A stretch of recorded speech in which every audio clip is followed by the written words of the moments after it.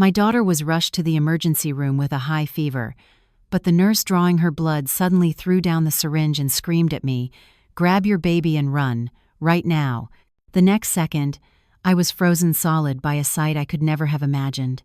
My heart wasn't pounding because of the ticking wall clock, but because of the searing heat radiating from my daughter's small body against my neck. It was my daughter, Mia. At 3 a.m, the city was submerged in a deep silence, but inside our small apartment, it felt as if an invisible fire was raging. A sharp beep erupted from the thermometer tucked under her arm. With a trembling hand, I pulled it out. The number displayed on the small screen made my knees buckle, 104 degrees Fahrenheit. My daughter was limp in my arms, like a rag doll. Her cheeks, usually the color of fresh peaches, were a frightening shade of crimson, and her lips were dry and cracked. Since dinner, I had tried everything: children's Tylenol, lukewarm sponge baths, every remedy I'd found on parenting forums. But this relentless fever would not release its grip on my daughter. "Mia, sweetie, don't scare mommy like this," I whispered, my voice choked with sobs. I couldn't wait any longer. I wrapped her in a thick blanket, grabbed my wallet and phone, and ran out the door. We had to get to a hospital. I chose Prestige Medical Center, the private hospital advertised constantly on TV as the largest and best equipped in the city. It was expensive, they said, but it offered the finest medical staff and unparalleled service. For my daughter, no price was too high. The taxi ride felt like an eternity, a fire burning in the pit of my stomach. I clutched Mia, praying to every god I could think of. A weak moan escaped her lips, a sound that felt like it was tearing my heart out. The taxi pulled up to a massive, dazzlingly opulent building. It looked less like a hospital and more like a 5-star hotel. I ran with Mia into the central lobby. Though it was 3 a.m., the lobby was as bright as day, yet it was chillingly cold and utterly devoid of people. The sharp, sterile smell of antiseptic stung my nostrils, a clean but soulless scent. "Is anyone here? Please help my daughter," I practically screamed. From behind a towering marble reception desk, a young nurse looked up. She had been nonchalantly filing her nails. She scanned me and my daughter from head to toe, her gaze utterly devoid of warmth. "What's with all the noise?" "This is a hospital," she said, her voice flat and emotionless. "What's wrong with the kid?" "Her fever is too high. It's 104. I begged. "Please, can you get a doctor?" The nurse let out an exaggerated sigh, her annoyance palpable. "You need to fill out this paperwork first. It's policy. We can't treat her without patient information." She slid a clipboard and a pen toward me. My hands were shaking so badly I could barely hold the pen. "But my daughter is critically ill." "Everyone who comes here is critically ill," she muttered, as if to herself, and went back to filing her nails. Rage and terror churned inside me at her indifference. Gritting my teeth, I held Mia with one arm and shakily scrawled my daughter's name and address with the other. I wanted to throw the clipboard in her face. Just then, a man in a white coat emerged from a hallway. He was tall and thin, with a stern face behind a pair of glasses. He had to be a doctor. "What's the commotion?" His voice was as cold as the nurse's. "Dr. Reeves," the nurse said, startled, jumping to her feet. "This patient's mother is causing a disturbance. Says her baby has a little fever." I rushed toward him, ready to fall to my knees. "Doctor, please, save my daughter. Her fever is 104 and it won't break. Doctor." Reeves glanced down at Mia. His look was detached, as if he were examining an object. He didn't even bother to touch her forehead. "A 104 fever is hardly a catastrophe. It's common for children to run fevers. Probably just tonsillitis or something similar." "No, she's completely limp. She's barely conscious," I cried, my voice cracking. He furrowed his brow. "Fine, we'll start with a blood draw and a urine sample. Nurse, take the patient." Without another word, he turned and walked away. Not a single word of comfort, not a single reassuring glance. I stood alone in the middle of the cold hospital lobby, clutching my daughter. A nameless, ominous feeling began to creep into my heart. How could a place so magnificent be so devoid of human warmth? Looking down at Mia, I noticed her breathing seemed to be growing fainter. I had no other choice. I had to trust them.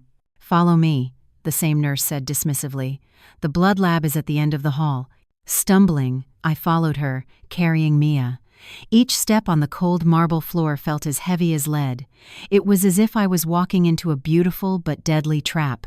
The blood lab was just as unnervingly pristine. Under the pale fluorescent lights, everything gleamed white. The first nurse left me alone with my growing dread. Mia began to stir. As I laid her on the cold leather chair, she started to wail, a piercing, terrified cry. I tried to soothe her. "It's okay, sweetie. It's okay. It'll be over in a second, and then we can go home. Okay?" But she cried even louder, as if sensing something terrible. Just then, the door swung open, and another nurse walked in.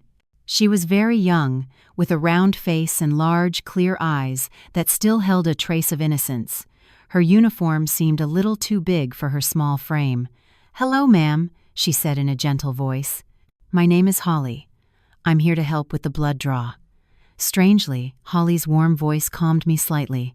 Perhaps it was because she was the first person here to offer me a smile. "Please be gentle," I said. "She's very scared." "Don't worry. Just hold her steady for me, please." Holly prepared a syringe and an alcohol swab. Her movements were quick and professional, but there was no hint of impatience or irritation. She began to coo at Mia. "You're such a brave girl. It's just going to be a little pinch, like a mosquito bite. I'll make it all better." She gently patted my daughter's back. Miraculously, Mia's wails subsided into soft whimpers. Holly skillfully found a vein in my daughter's tiny arm. She swabbed it with alcohol and inserted the needle. Mia let out a short, sharp cry and then fell silent. Blood began to draw back into the syringe. I couldn't bear to watch and turned my head away. That's when I heard Holly let out a small gasp. "Oh!" I snapped my head back. "What is it? Is something wrong?" Holly was staring intently at the syringe filled with blood. The calm expression was gone, replaced by a mask of sheer horror. Her face was as white as a sheet. "The blood, her blood," she stammered. I looked at the syringe in her hand. I wasn't a doctor, but I knew instantly that something was terribly wrong. My daughter's blood wasn't crimson or dark red. It was almost black, thick and viscous, like coffee grounds. My stomach plummeted. "What about her blood? Tell me, what's wrong with my daughter?" Startled by my voice, Holly quickly tried to hide the syringe. She glanced nervously toward the window that looked out into the hallway. "No, ma'am, it's nothing. There's obviously something wrong." I grabbed her arm. "Please tell me. You're a nurse. What kind of disease makes blood look like that?" Holly was trembling uncontrollably. She looked at me, her large, round eyes now welling with tears. She pulled Mia and me into a corner of the room, out of sight from the hallway window. "Ma'am, you need to listen to me very carefully," Holly whispered urgently. "You have to take your baby and get out of here. Run." I froze. "Run? What are you talking about? This is a hospital. My daughter is sick. That's times you have to run." Holly's face was deathly pale. "I don't have time to explain everything. I've been a nurse for 3 years and I have never, ever seen blood like this. This isn't normal. This is absolutely not just a high fever." Then what is it?" A terrifying dread began to squeeze my throat. "I don't know, but you cannot let Dr. Reeves treat her." "You can't." "Dr. Reeves? He's the head of this department. Please, don't ask any more questions." Holly was on the verge of tears. She gripped my shoulders tightly. "Trust me. You want to save your baby, right? Please, just take her and run." Holly's words were like a bucket of ice water dumped over my head. I looked into her sincere, terror-filled eyes. This young nurse was risking something immense to warn me. But where do I go? Her fever is so high. Holly quickly pulled a small, folded piece of paper from her pocket. "Go to Metropolitan General Hospital. Ask for Dr. Simon in pediatrics." She pressed the note into my hand. "And tell him Holly from Prestige sent you.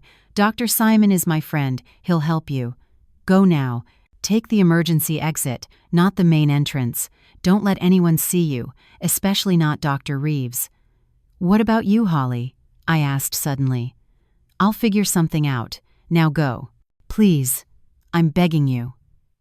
Holly pushed me out of the lab door. "Hurry!" I clutched Mia tightly. the sweat-dampened note clenched in my hand. I couldn't make sense of what was happening.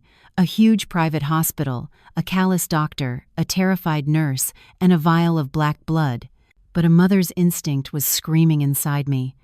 Asterisk, my daughter is in danger. I have to trust that nurse. Asterisk. I peeked down the empty hallway. Taking a deep breath, I steadied myself and stepped out holding Mia. I didn't head for the main lobby. I needed a place to hide and think. I didn't have the courage to run straight for the emergency exit, terrified of CCTV cameras and of being seen by Dr. Reeves or the receptionist. I needed a moment to calm down and plan my escape. At the end of the hall, I saw a sign for a restroom. Without a second thought, I ducked inside with Mia. The restroom was as dazzlingly clean as the rest of the hospital, reeking of harsh chemical cleaners. I went into the farthest stall and locked the door, slumping against the cold tile wall. Mia was still asleep in my arms, her breath hot against my skin. I unfolded the note from Holly. Scrawled but clear handwriting. Asterisk Metropolitan General Hospital. Pediatrics. Dr. Simon. Asterisk. My heart hammered against my ribs. Asterisk. Run. Asterisk. Holly had been clear, but why did I have to run from a hospital? With shaking hands, I unlocked my phone, only 15% battery left. I had to be quick. I typed the name of the private hospital into the search bar. Countless results flooded the screen. At the top was the hospital's glossy official website, boasting of its world-class medical staff and cutting-edge technology. Below that were press releases praising successful surgeries and articles celebrating the hospital's philanthropic board members. But I kept scrolling past the sponsored content, digging deeper into parenting forums and private Facebook groups for families with sick children. I added a few more keywords to my search. Prestige Medical Center scam, child disappearance, and finally I found them. Hidden behind anonymous usernames were dozens of posts, comments, and desperate pleas. One mother wrote, asterisk, my son was admitted to this hospital for pneumonia. They said he just needed a few days of IV treatment. 3 days later, they called to say he had suddenly gone into renal failure and passed away. They wouldn't even let me see him one last time. They said it was a contagious disease, and he had to be cremated immediately according to protocol. They gave me an urn, but I've always felt something was wrong. Asterisk. Another post from a father. Asterisk. My daughter needed a bone marrow transplant. Miraculously, they found a donor almost immediately, but the cost was in the millions of dollars. We sold our house, took out every loan we could to pay for the surgery, but after the operation, she just got weaker and weaker until she was gone. The doctor said her body rejected the transplant. It felt suspicious, but we had no proof. Asterisk. I kept reading, my hands and feet growing numb. Asterisk. Warning. This hospital specializes in making children disappear. We went in for a simple rash, and the next morning they told us our child was gone. Asterisk. The posts all had something in common. The victims were children of single parents or from lower-income families who had come from out of town, people without power, without connections, people who couldn't afford to file a lawsuit. I nearly dropped my phone. Asterisk. A single parent. Asterisk. I had divorced my husband, Logan, 2 years ago and was raising Mia on my own. Oh my God, they were targeting me.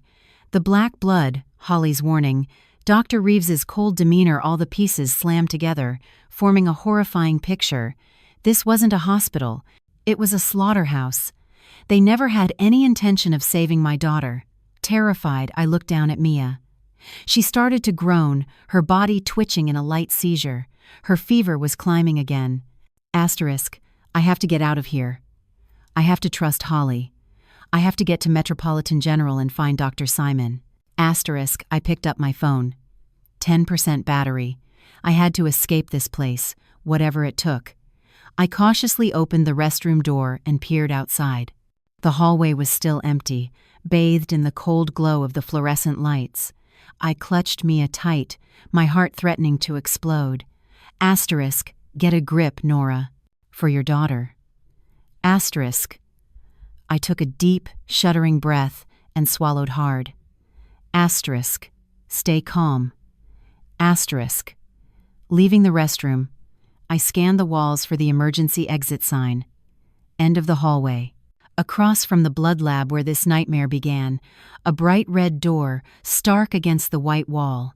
I moved as quickly and quietly as I could, cradling Mia, asterisk almost there. Just get through that door.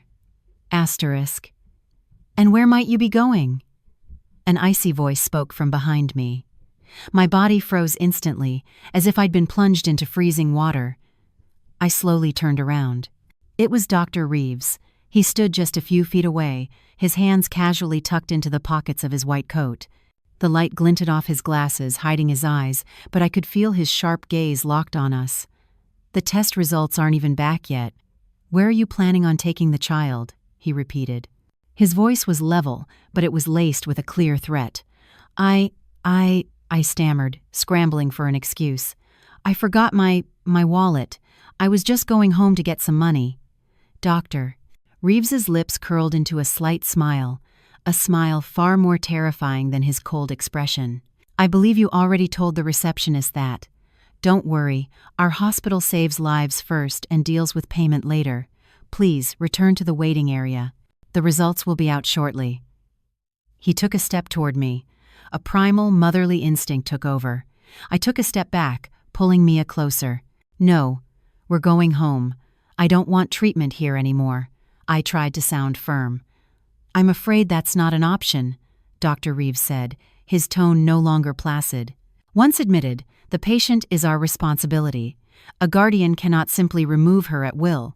You have no right to keep us here, I shouted. He pulled a walkie-talkie from his pocket. Security to the first-floor lab wing.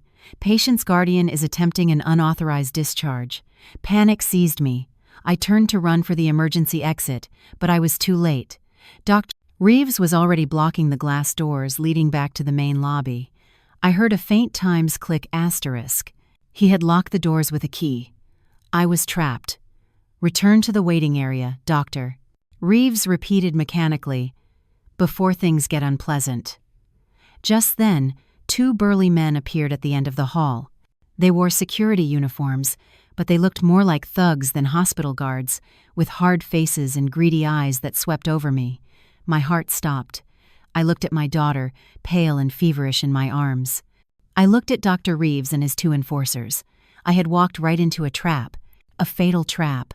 Doctor, please. I started to cry. I'm sorry. I made a mistake. Dr. Reeves just looked down at me, his face an emotionless mask. The two security guards started walking toward me. I was overwhelmed with despair. I closed my eyes. Asterisk, Mia. I'm so sorry. Asterisk. And then I heard it. Asterisk.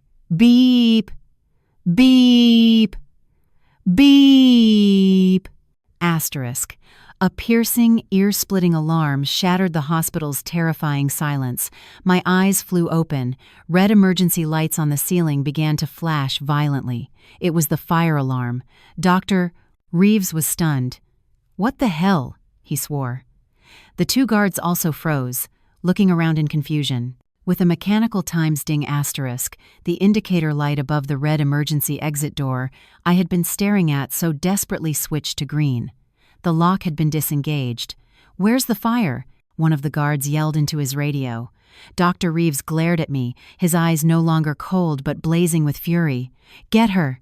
But I didn't wait. The moment the alarm sounded, I knew this was my only chance. Asterisk. It's Holly. Holly is helping me. Asterisk. I stopped thinking. Clutching Mia, I spun around and threw myself at the red door with all my might. Stop! Dr. Reeves screamed. The two guards charged after me, their heavy footsteps pounding on the marble floor behind me. The emergency door was just a few feet away. I braced myself to slam into it with my shoulder. One of them was almost on top of me. He reached out and grabbed the collar of my shirt. I shrieked, twisting around and scratching at his face with my free hand. He yelped and staggered back. In that split second, I slammed my back against the door's push bar. The door flew open, and I tumbled out into a dark, cold concrete stairwell. The sound of the fire alarm was slightly muffled here, but the sound of my own heart was deafening. I didn't dare look back. I just scrambled to my feet, holding Mia, and plunged down the stairs. From the floor above, I could hear Dr. Reeves bellowing curses. "Get after them! Don't let them leave this building!" I just ran, down and down, with no idea where I was going. I just had to run, as far away from this demonic place as possible. The stairwell seemed endless, my lungs burned, and my breath came in ragged gasps. Mia started to whimper in my arms, her body heat a cruel reminder that I was racing against time. The sounds of Dr. Reeves's men and their curses still echoed from above, but they seemed a little more distant now. I don't know how many floors I descended. Just as my knees were about to give out, I saw another heavy steel door. This one had no exit sign, just a rusty handle. I had no other choice. I threw my entire body weight against it, hitting the handle with my shoulder. With a deafening screech of metal, the door swung open. A wave of cold, foul air hit my face. I stumbled and fell onto a rough concrete floor. I was in the hospital's back alley. It was a dark, sprawling space, dimly lit by a single yellow security light high on the wall. All around me were mountains of blue and yellow biohazard containers. The air was thick with the stench of chemicals, garbage, and something else, something foul and decaying. Ignoring my throbbing knee, I scrambled to my feet. In the distance, at the end of the concrete alley, I could see the faint glow of a streetlight from the back gate. That was my exit. I started running, my slippers nearly flying off my feet. Just then, I heard the steel door behind me creak open again. It was Dr. Reeves's voice, bellowing. "There she is, headed for the back gate. Get her." My heart dropped to my feet. Asterisk. They're still after me. Asterisk. I didn't look back. I just ran toward the light. I pulled out my phone with its last sliver of battery. With a violently shaking hand, I dialed 911. "Hello? 911? I screamed into the phone, my voice raw with fear and exhaustion. "Please, help my daughter. We're at the back gate of Prestige Medical Center. She has a 104 fever and she's losing consciousness. Please." "Calm down, ma'am," the dispatcher's voice said on the other end. "The closest ambulance is being dispatched now. Stay on the line." I couldn't stay on the line. I saw the massive shadows of the two security guards closing in on me fast. I hung up, shoved the phone in my pocket, and ran with the last of my strength. The alley seemed to stretch on forever. Finally, just as I reached the back gate, a blinding light washed over my face. A white ambulance with the word "ambulance" in red letters was turning into the alley. My savior, I waved my arms frantically. "Here, over here!" The ambulance screeched to a halt right in front of me. The back doors flew open, and two paramedics in blue uniforms jumped out. "Where's the patient?" "Here, my daughter." Before I could finish, Dr. Reeves and his two guards were on me. "Stop!" Dr. Reeves shouted, grabbing my shoulder. "You're not going anywhere." I was thrown to the ground. One of the paramedics swiftly scooped Mia from my arms. "What do you think you're doing?" the other paramedic demanded, blocking Dr. Reeves. "We're responding to an emergency call. This patient belongs to our hospital," Dr. Reeves growled, trying to maintain a shred of professional composure. "This woman is mentally unstable. She's trying to kidnap her own daughter and leave against medical advice." "That's a lie," I screamed, struggling to get up. "You're the kidnappers. Please, just look at my daughter. Look how sick she is." The paramedic holding Mia touched her forehead and then peeled back an eyelid to check her pupils. His expression immediately turned grave. "Sir," he said firmly to Dr. Reeves, "I don't know what's going on between you two, but this child is in critical condition with a high fever and decreased consciousness. We are required to transport her to a hospital immediately. It's protocol." Dr. Reeves was speechless. He couldn't afford a public confrontation with paramedics at the back of his own hospital. The two guards looked at him, awaiting orders. Dr. Reeves glared at me with eyes as sharp as knives. He knew he couldn't stop me openly. He ground his teeth. "Fine.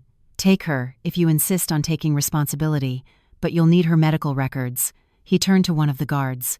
"Get the chart for the pediatric patient in 104. The guard stammered. We left in such a hurry." "Useless," Dr. Reeves muttered. He ran back into the building and returned almost instantly with a file folder, though from where he'd gotten it so quickly, I had no idea. He practically threw the chart at me, so hard my hand stung. "Take it. You'll need the paperwork for a transfer. You will regret this day. I swear it." "I don't care." I snatched the folder and stumbled into the ambulance. The paramedic had already laid Mia on a gurney and was clipping a pulse oximeter to her tiny finger. "Go, please, just go," I urged. The ambulance doors slammed shut. The siren wailed, tearing through the night silence as the vehicle shot forward. Through the small window in the back, I could see Dr. Reeves still standing there. He stood motionless under the dim yellow light of the back alley, watching us go. He wasn't angry. He was smiling, a chilling, grotesque smile. "Ma'am, should we go to the nearest public hospital?" one of the paramedics asked as he prepared an IV drip. Holly's words echoed in my mind. "No, please, take us to Metropolitan General Hospital. Please, as fast as you can." "Metropolitan is quite a ways from here, ma'am. Your baby's condition." "Please," I begged, "we have to go there." The paramedic looked from me to Mia and sighed. "All right." He tapped on the partition to the driver's cabin. "Change of destination. Metropolitan General." The ambulance swerved sharply and accelerated. I sank onto the bench, my hands and feet still trembling. I looked at my daughter, her small chest rising and falling faintly. We had escaped. For now. The medical chart was still clutched tightly in my hand. Under the dim light of the ambulance, I opened it. It was filled with illegible doctor's notes and lab slips. But just inside the cover, a small test result slip was clipped to the page. It wasn't a printed form, but a hastily handwritten note. Asterisk, patient, Mia S. blood type, Bombay O negative. Result, perfect match. Asterisk. And on the last line, circled in red pen, asterisk Preston Sterling, pairing successful. Asterisk I read the words over and over. Asterisk pairing successful. Asterisk. Who was Preston Sterling? I didn't fully understand what it meant, but when I connected it to the black blood, Holly's warning, and the stories of missing children online, a horrifying truth began to dawn. They weren't just trying to harm my daughter. They wanted something times my daughter for this person, Preston Sterling. A chill that was colder than my daughter's fever shot up my spine. The ambulance, siren screaming, raced through streets where the first morning joggers were beginning to appear. It was almost 4 a.m. I had been trapped in that demonic hospital for over an hour. When the ambulance finally stopped, the scene before me was completely different. Metropolitan General Hospital had no marble floors or crystal chandeliers. Even at this early hour, it was loud and chaotic. Families were sleeping on mats in the hallways, and the sharp smell of antiseptic was mixed with the faint odors of sickness and cafeteria food. But strangely, the chaos made me feel safer. There were people here. Real people. The paramedics pushed Mia's gurney straight into the pediatric emergency room. I followed, clutching the medical chart. Admit 1, female child, age 4, 104 fever, suspected seizures. One of the paramedics reported quickly to the on-duty nurse. A nurse with a serious expression rushed over. "Take her to an isolation room, now." They wheeled my daughter into a glass-walled room. I was stopped at the door. "Ma'am, you need to wait out here. Please don't go anywhere." I stood like a statue, watching through the glass as a team of 4 or 5 doctors and nurses descended on my daughter. They cut off her clothes, attached a web of complex wires to her small body, and searched for a vein. Mia was screaming, a faint, heart-wrenching sound that barely penetrated the glass. I was helpless. All I could do was bite the back of my hand to keep from crying out loud. Asterisk, I have to find Dr. Simon. Asterisk. I grabbed a passing nurse. "Excuse me, I'm looking for Dr. Simon. In pediatrics. Do you know where he is?" The nurse looked at me, her face weary. "Dr. Simon? We have several Dr. Simons in PEDS. They're probably all in morning rounds right now. You'll have to wait." "No, I need to see him right now." I was frantic. Holly from Prestige Medical Center sent me. I practically shouted the words. At that moment, a man in blue scrubs who had been leaning against a wall, looking exhausted, snapped his head up. He was a young doctor, maybe in his 30s, with glasses and messy hair. He strode quickly toward me. "What did you just say? Who sent you?" His voice was hoarse. "A nurse named Holly, from Prestige. She told me to find Dr. Simon." I was grasping at straws. "Are you Dr. Simon?" The weariness in his eyes vanished, replaced by a sharp, guarded alertness. "Yes, I'm Simon. Where is Holly? What's happened?" He glanced into the isolation room. "Is that your daughter?" "Yes, that's my daughter. Her fever is sky high, and her blood, it was black." I quickly handed him the medical chart. "They tried to keep me there. A doctor named Reeves locked the doors and trapped me." "Doctor?" Simon said nothing, just snatched the chart from my hand. He scanned the pages rapidly, then froze when he saw the handwritten note about Preston Sterling, pairing successful. His face went deathly pale. "My God, those inhuman bastards." He gritted his teeth and crumpled the note in his fist. "Doctor, you know what's going on, don't you?" "My daughter?" I asked, my voice trembling. Dr. Simon looked up at me, his expression more serious than I had ever seen. "Nora, is it? Listen to me very carefully. Holly is a friend of mine from med school. I know her, and I know the rumors about that goddamn hospital. Those people aren't doctors. They're monsters." He yelled into the ER. "Nurse, what's that child's status?" "We've brought the fever down with medication, but she's showing signs of neutral rigidity. We suspect septic meningitis," a nurse reported. "Septic meningitis," Dr. Simon muttered to himself. "The perfect cover. The disease progresses so quickly that if the child dies, they can blame the illness, and no one would ever suspect a thing." "So my daughter," I couldn't breathe. "Your daughter is in extremely critical condition. Septic meningitis alone is life-threatening, but I don't think that's all. Based on what you told me about the blood, it's possible they injected her with something, an immunosuppressant or a sedative, to make her a more suitable candidate for whatever sick procedure they had planned to speed up the process." He clenched his fists. "I'm taking over Mia's case personally. I'm ordering a full toxicology screen right now. We're going for a spinal tap next. You need to stay calm." What should I do?" "Stay right here," Dr. Simon said urgently, "right outside this ER door. Don't go anywhere. And do not talk to anyone about Dr. Reeves, Preston Sterling, or Holly. To anyone. Do you understand?" "Why?" "Because we have no idea how far their network reaches, even in here. Holly risked her life to get you out. Now you have to trust me. Stay put." With that, Dr. Simon rushed into the ER. I watched him go, then sank into a hard plastic chair in the hallway. A loud, dirty public hospital. But I had just met a real doctor. A faint flicker of hope ignited within me, but it was dwarfed by a terror 1,000 times greater. Asterisk, their network. Asterisk. Dr. Simon was right. I had no idea what I was up against. I don't know how long I sat on that hard plastic chair. An hour, maybe 2.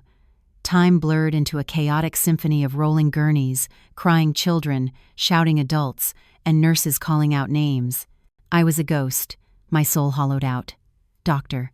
Simon had taken Mia for a CT scan and a spinal tap to confirm the meningitis diagnosis. The acute terror had passed, leaving behind a dull, crushing fear and an exhaustion that permeated every cell of my body. I hadn't slept all night.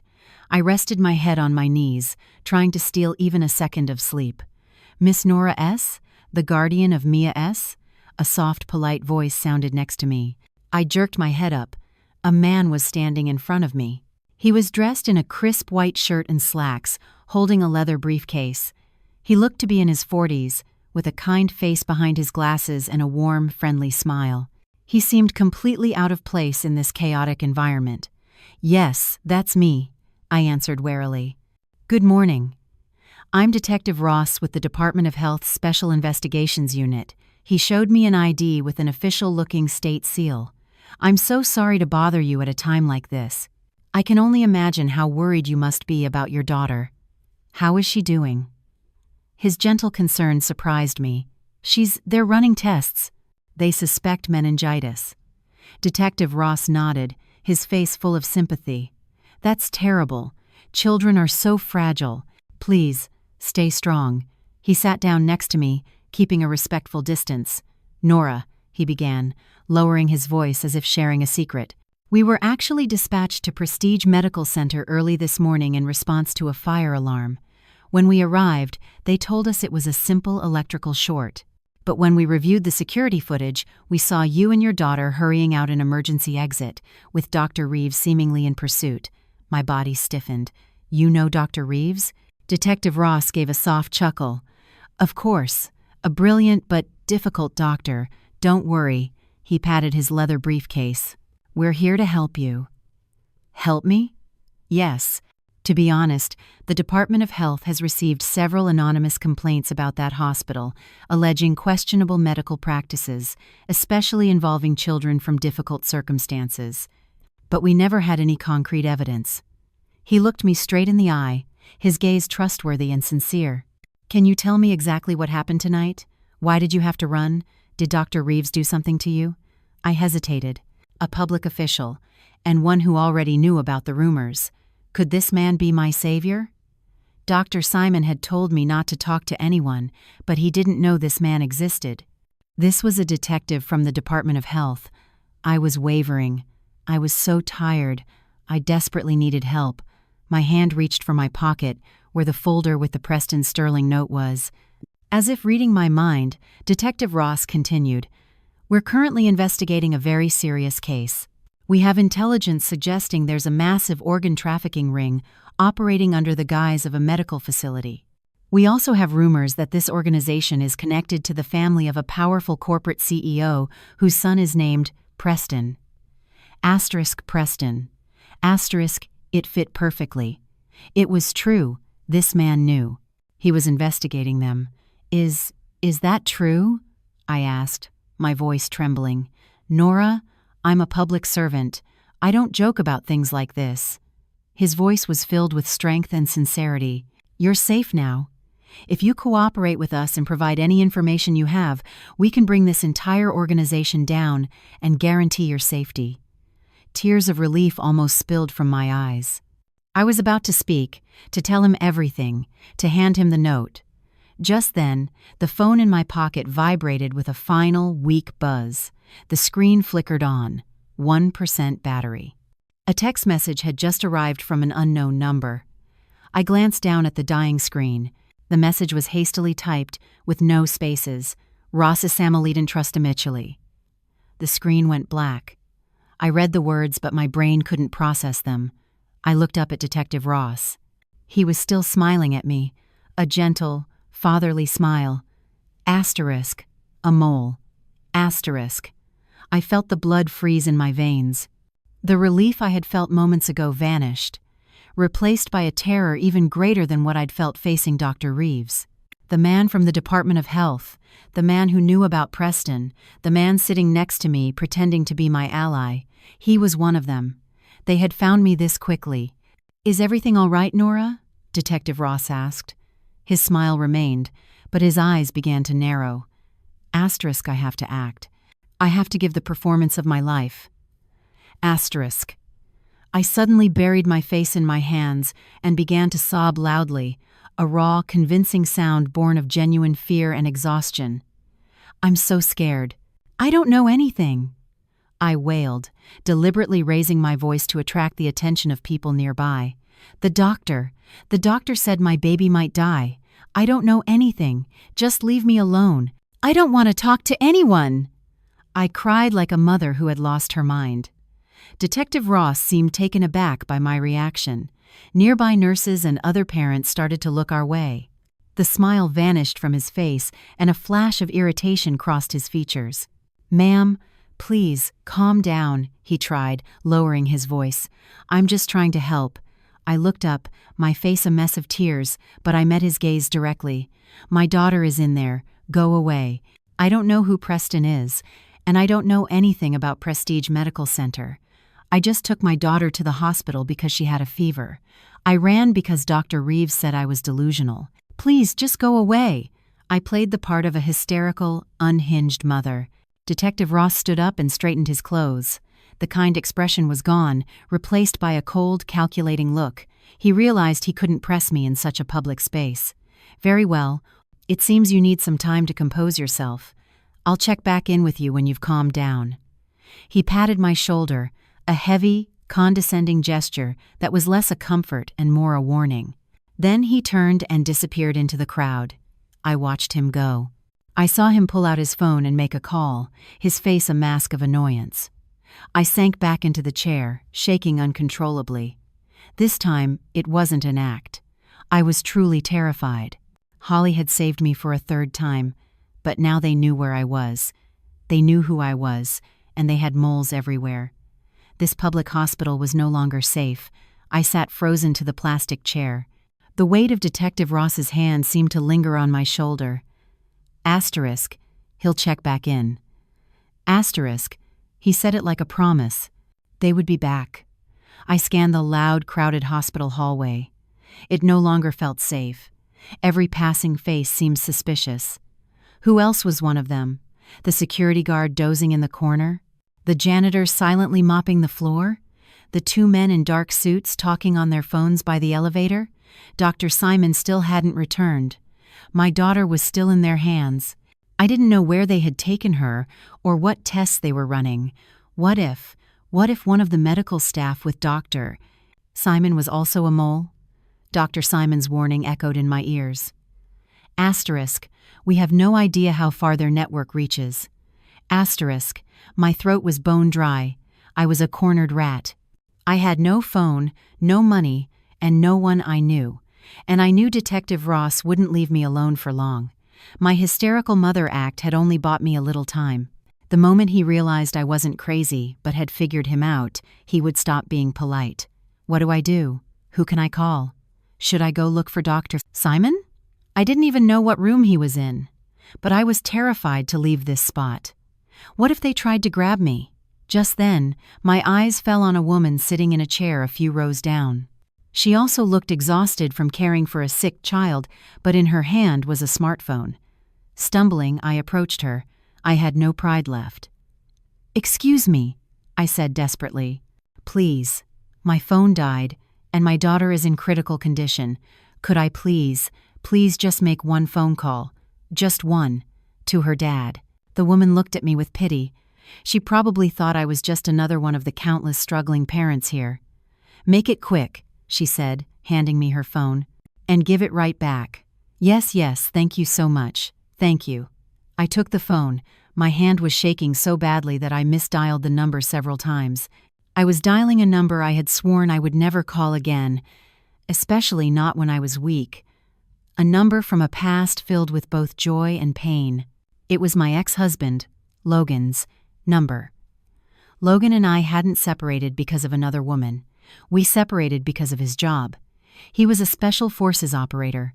His work was classified missions, unexplained injuries, and long silences. I needed a husband who would be home, a father for my daughter. We couldn't find a middle ground. Even on the day we finalized the divorce, we were stoic. "Nora, if you or Mia ever need anything, call me," he had said. "I'll always be there." I had never needed to. Until today. I pressed the call button. It rang and rang. Asterisk, he's not going to answer. Asterisk, it was almost 7 a.m. He was probably asleep. "Hello?" A low, sleep-heavy voice came through the line. At the sound of that familiar voice, I almost broke down. Logan, it's me," I whispered. There was a moment of silence on the other end, then the sound of rustling, as if he had shot up in bed. "Nora? Is that you? Why are you calling from this number?" "Logan, you have to help me," I sobbed, unable to hold it back any longer. "You have to save Mia." "What?" The sleep was completely gone from his voice, replaced by a razor-sharp edge. "Talk to me, Nora. What happened to Mia? Where are you?" "The hospital. Metropolitan General Pediatrics. Her fever is high, but that's not the problem. Someone is after her. An organ trafficking ring. I'm not kidding. Even through my tears, I tried to speak as quickly and clearly as I could. I escaped from a private hospital, but they followed me here. There's a mole from the Department of Health, a guy named Ross. He was just here. Logan, I'm so scared. They're going to come back for us. Stay calm, Logan commanded, his voice not angry, but like a commander giving an order. Listen to me. Metropolitan General. Pediatrics. Got it. Where are you exactly? I'm in the waiting area, right outside the pediatric ER. Don't move from that spot. Do you know a Dr. Simon? I was stunned. Dr. Simon? How do you know him? No time to explain. The nurse, Holly, she called me. Holly called you? She called me at 5 a.m., said you and Mia were on your way to Metropolitan General and that doctor. Simon would take care of you. But she said it wouldn't be safe there either. She asked me to come, but my phone was off. Logan spoke rapidly. Listen, Nora, I'm on my way. I'll be there in 15 minutes. Sit tight. If you see anyone suspicious, scream. Got it? But there are so many of them. Just hold on for 15 minutes. Find a room you can lock yourself in. A bathroom, a supply closet, anything. Lock the door and wait. I'm almost there. Asterisk. Click. Asterisk. He hung up. I quickly returned the phone to the woman, thanking her profusely. I went back to my chair. Asterisk. 15 minutes. Asterisk. I glanced toward the elevators. 2 men in plain clothes with cold, hard faces were stepping out. They didn't look like concerned family members. They scanned the waiting room, and their eyes locked onto me. One of them pulled out a phone, and the other one started walking toward me. It was them, the men Detective Ross had sent. I didn't have 15 minutes. Terrified, I shot to my feet. I looked around, but the restroom was too far. Just then, the doors to the ER swung open. Dr. Simon came out, pushing a rolling bed. Mia was on it, covered by a thin blanket, her face still pale, her eyes closed. An IV was taped to her arm. Doctor, I ran to him. The results are bad. Very bad, doctor, Simon said quickly, his face grim with anger. Her spinal fluid was cloudy, like rice water. It's definitely septic meningitis. And the tox screen just came back. She tested positive for a high dose of sedatives. Those monsters, they drugged her to make her limp and compliant, to do whatever they wanted with her. Doctor, we have to go. I grabbed his arm, my voice shaking. Detective Ross was the mole. They're here. Look.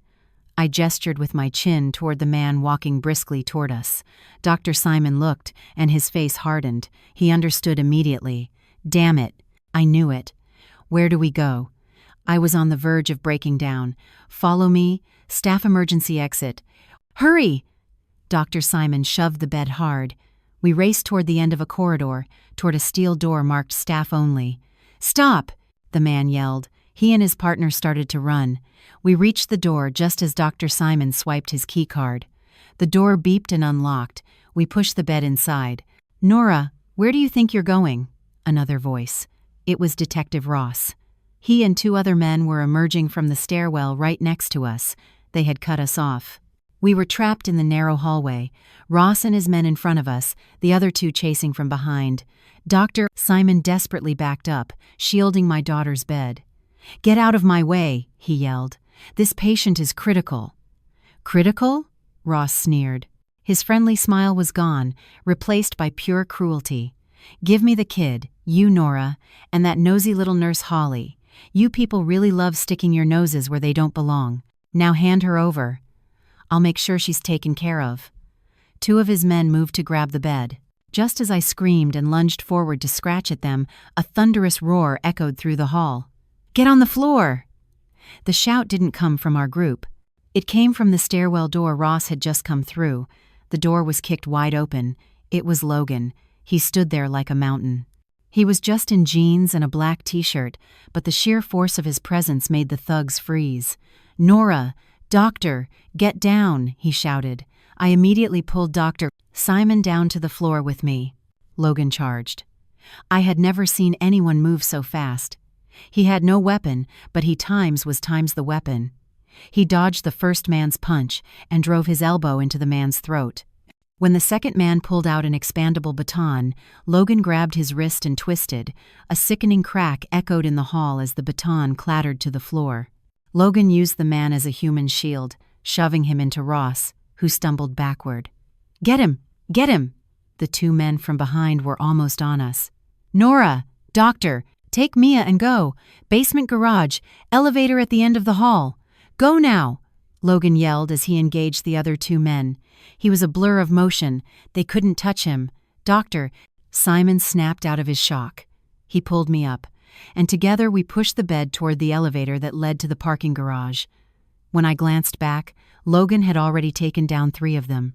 The 4th was clutching his stomach, but Ross was back on his feet. He wasn't joining the fight. He was on his phone.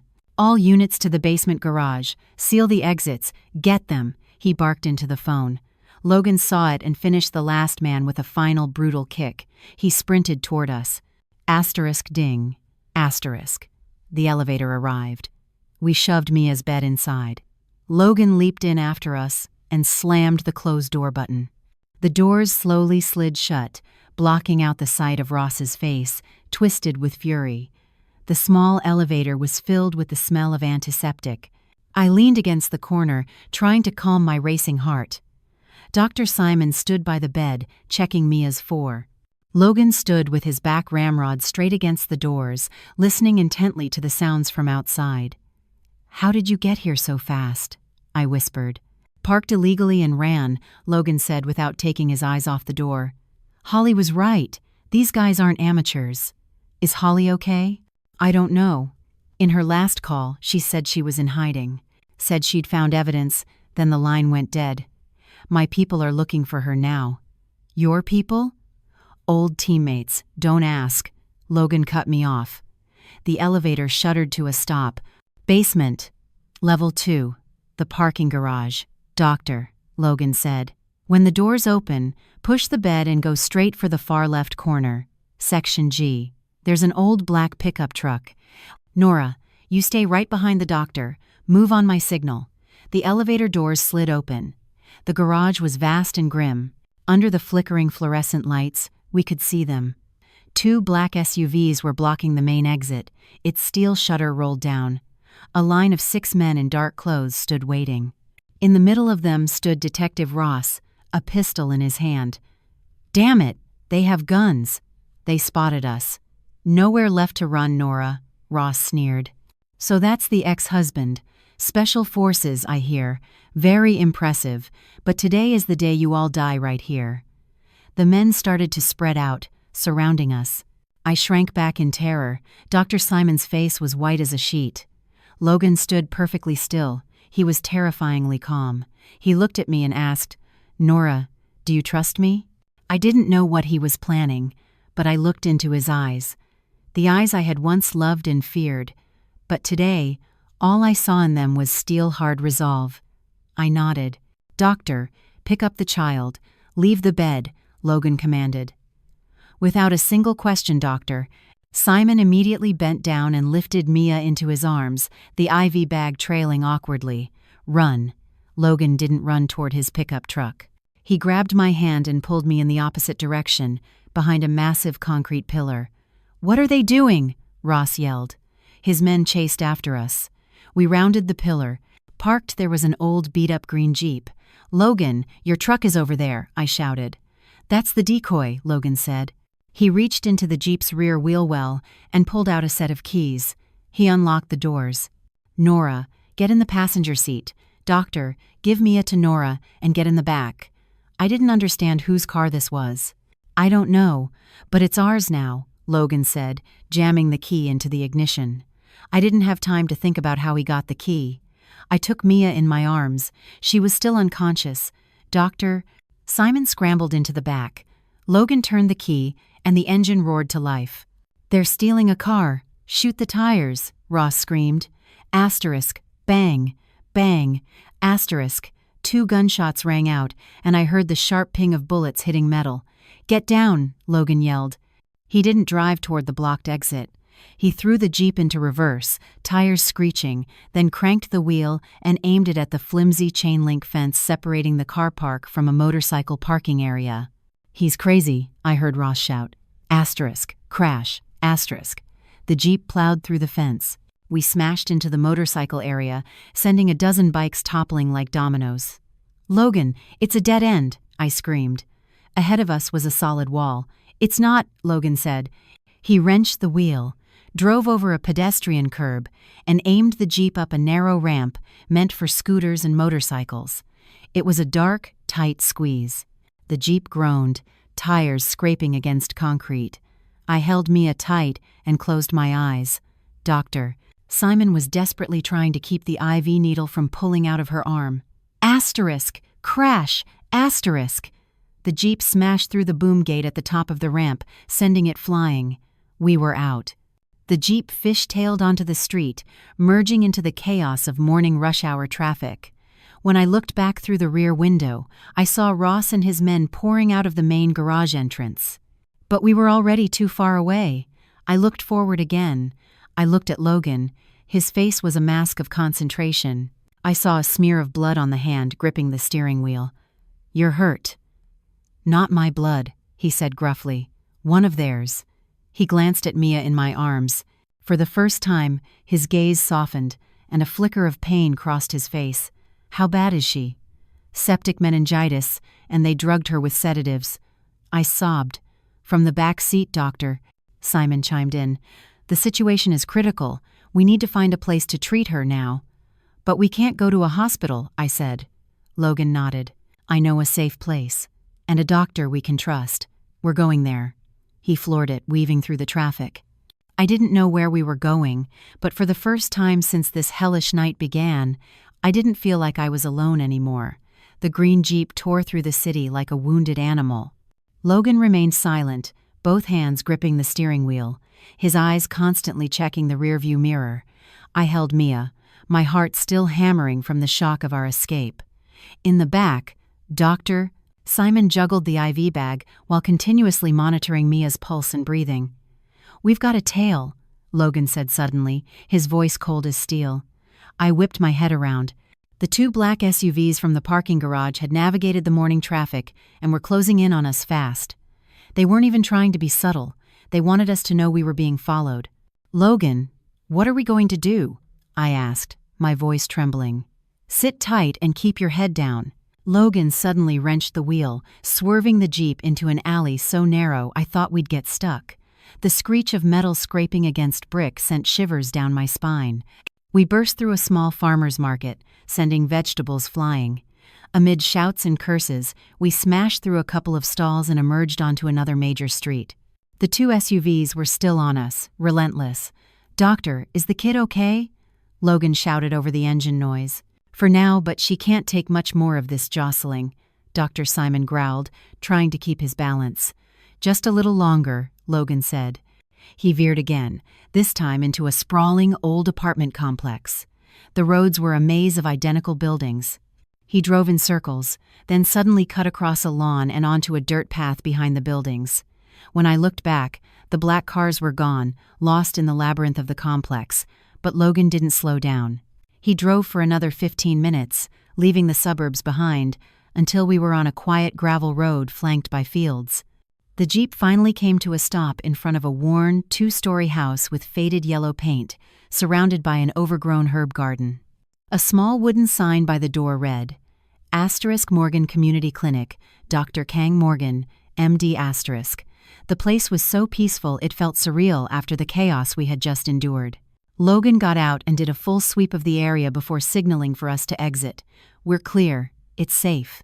Dr. Simon carefully carried Mia out of the Jeep, and I stumbled out after them. A woman in a white coat was waiting at the door. She looked to be about Logan's age, with her hair tied back neatly and a stern expression, but her eyes were incredibly sharp. She didn't look like a typical small-town doctor.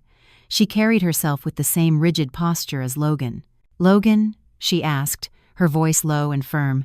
"We've got trouble, Morgan," Logan said. "This is Nora, my ex-wife, and this is Dr. Simon, a colleague. This is my daughter Mia. It's an emergency." Dr. Morgan didn't ask any more questions.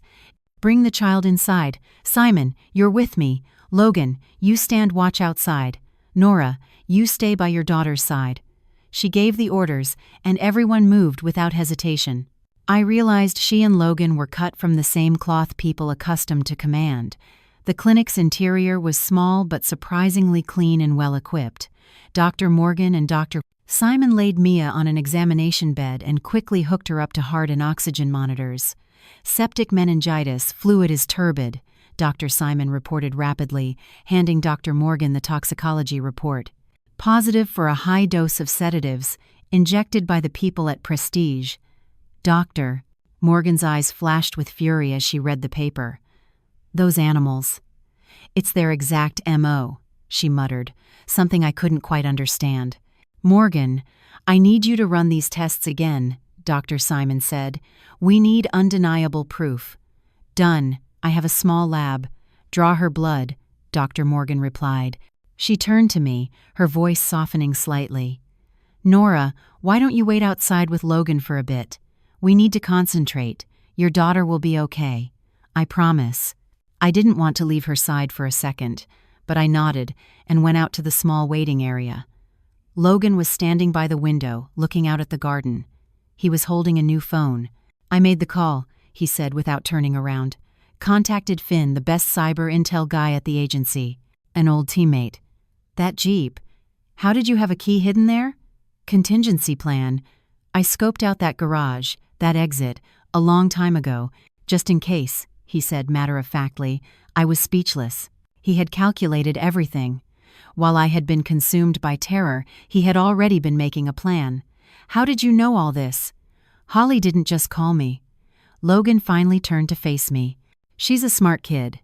After she called me, she contacted my teammate, Finn. Sent him all the information she had, my location, and a warning about Detective Ross. Finn is the one who sent me there. He paused. Holly knew I would trust her because... Logan's voice trailed off. Because Finn is Dr. Morgan's younger brother, and Dr. Morgan is my late partner's sister. Her brother also died under mysterious circumstances at a private hospital 3 years ago. My head was spinning. Everyone was connected. Holly, Simon, Logan, Morgan, Finn. They were a network. The door to the examination room opened. Dr. Morgan walked out, her face grim. In her hands, she held a test tube and a freshly printed lab report. It's confirmed, she said, her voice shaking with rage. This is Mia's blood work. The level of sedatives is more than 5 times the acceptable dose for a child. And we also found traces of an unidentified anticoagulant. Dr. Simon followed her out, his face pale. An anticoagulant. That's what they use to keep the blood from clotting during organ removal. My knees gave out. I would have collapsed if Logan hadn't caught me. They were planning to kill her, Doctor, Morgan said, her voice like ice. Use the sedatives to put her in a coma, make it look like the meningitis was getting worse, and dose her with anticoagulants to prep her for surgery. She looked at me. The black blood you saw, Nora. It was a hemolytic reaction from those 2 drugs mixing. Proof. We have solid proof now, Dr. Simon said. Logan nodded. Good. Now it's my turn. He held up his phone. A call was on hold. Finn, it's me. What did you find? Logan put the call on speaker. The voice of a man named Finn came through the phone, urgent but clear. Logan, it's just like Holly said. They're running a double set of books. The server was offshore. It took me almost 2 hours to crack. And what did you find? Logan asked. His voice was calm, but I could see his knuckles turning white. A list, Finn said. I heard him take a sharp breath. My God, Logan, it's not just 1 or 2. There are over 20 kids over the last 3 years, all officially listed as deaths by complication, all under 10 years old. Dr. Morgan staggered, grabbing a table for support. 3 years ago, look for my brother's name, James Morgan. We all held our breath. We heard the frantic sound of typing over the phone. Found him, Finn's voice was somber. James Morgan, age 15, diagnosed with acute appendicitis. Official cause of death, anaphylactic shock from anesthesia. The hidden ledger says, heart transplant. Recipient, identity redacted, doctor. Morgan began to weep. Not loudly, but silent tears streamed down her stoic face. She had known, but now it was confirmed. "Bastards," Logan hissed. "Keep going, Finn. Find the name Preston Sterling." "Got it. This is fresh. Preston Sterling is an alias. Real name is Preston Sterling III. He's the only son of Conrad Sterling, CEO of Sterling Industries. Medical condition: end-stage renal failure, awaiting transplant." "That's why they wanted Mia," I whispered, finally understanding everything. The note that said pairing successful. "That's right," Finn said. "Mia's file was marked as top priority. Her rare blood type, Bombay O negative, and her tissue compatibility index were a near-perfect match. They've been watching her for a long time. Logan, that fever she had might not have been a coincidence. They could have deliberately made her sick to give them an excuse to bring her to the hospital. A wave of nausea washed over me. "And this is the smoking gun," Finn continued. "There was a transaction early this morning. A down payment of $15 million was wired from an account belonging to Preston Sterling III to a Swiss bank account." "Whose account is it?" Logan growled. "The director of Prestige Medical Center, a Dr. Conrad Sterling. Finally, the last name, Dr. Sterling, the man at the top, the one I had never seen, the one pulling the strings of Dr. Reeves and Detective Ross." "Did you find Ross?" "Detective Ross, Department of Health. He's received close to $5 million in bribes from the hospital over the last 3 years. His job was to squash any complaints, control the media, and silence any families that made noise, like what happened with your brother, Morgan," Finn said, his voice bitter. It was all clear now. From the doctors to the investigators to the director, it was a perfect criminal network, protected by money and power. "Finn," Logan said, his voice now dangerously quiet, "encrypt all of that evidence, top level, and send it to me. And Holly, have you found her?" There was a moment of silence on the line. "Logan," Finn hesitated. "Holly's last phone signal was near Prestige Medical Center. Around 5:30 a.m., right after she called you, she sent me a text. It said, asterisk, got video of the secret surgery room in the basement. Know where they bury the bodies. Going to the DA's office. Asterisk." Then the signal went dead. My heart stopped. "What does that mean, Finn?" Logan asked, though I knew he already understood. "It means they got her, Logan. They got her." The phone slipped from Logan's hand. He didn't say anything. He just stood there, staring out the window, but I knew he wasn't seeing anything. He was thinking of Holly, the young nurse who had risked her life to save us. She had called him, his teammate, doctor. Simon sank into a chair. "So we lost her." "No," I said firmly. "We have to save her." I had been scared long enough. Now rage was starting to burn. "And we have to make them pay," Logan said, turning around. His eyes were no longer those of my ex-husband. They were the eyes of a soldier. Dr. Morgan wiped away her tears and stood up, her military bearing returning. "I will save Mia," she said decisively. "Whatever it takes. You two do what you have to do." A heavy, suffocating silence fell over the clinic's waiting room. "It means they got her, Logan." Finn's final words hung in the air, choking the breath from all of us. The dry clatter of Logan's phone hitting the old tile floor was the only sound. Holly was captured. The young nurse with the big, round eyes, who had pressed a note into my hand, who had pulled a fire alarm, who had risked her life to save me and my daughter, was in their hands. "No," I whispered, shaking my head, not wanting to believe it. "It can't be. She was so smart." "We lost her," Dr. Simon said, his voice cracking. He slumped in his chair, burying his face in his hands. "We lost her, and we lost the evidence. The video of the basement, the burial site, all of it." The cruel truth was not just that a life was in danger, but that our only hope of exposing their crimes had vanished with her. Holly was the witness, and she had the proof. Now, they had both. Dr. Morgan leaned against the wall. She had cried for her brother, and now her eyes reddened again for a person she had never met. But not Logan. He didn't cry or collapse. He picked up the phone and gripped it so tightly his knuckles turned white. He stood with his back to us, staring out at the garden. His broad shoulders were trembling, not from grief, but from a rage so profound it was seismic. "Logan," I called out softly. He whipped around suddenly. The look in his eyes frightened me. It wasn't the Logan I knew. They were bloodshot, icy, and filled with a killing intent. "I have to go," he said through gritted teeth. "Go where?" I was terrified. "What are you going to do? Are you crazy? They're a huge organization. Going now is suicide." "I owe her," Logan growled. "She trusted me. She called me. She contacted my network. I can't let her die. Not ever." "But where will you even find her?" Dr. Simon asked, looking up. "We don't know where they're holding her." "Near Prestige," Logan said. "Finn said her last signal was there. I'll tear apart every sewer and warehouse until I find her." "You can't go alone," I cried, tears streaming down my face. "We just barely escaped." "Did you forget Detective Ross and his men with guns in the parking garage?"